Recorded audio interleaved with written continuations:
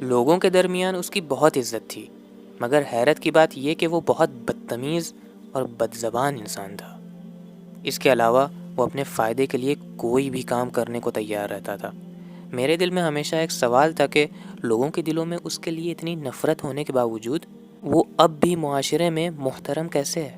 جواب تھا پیغمبر اسلام صلی اللہ علیہ وآلہ وسلم کی یہ حدیث کہ جس میں آپ نے فرمایا، قیامت کے دن خدا کے نزدیک بدترین لوگ وہ ہیں جن کے شر کے خوف سے لوگ ان کی عزت کرتے ہیں۔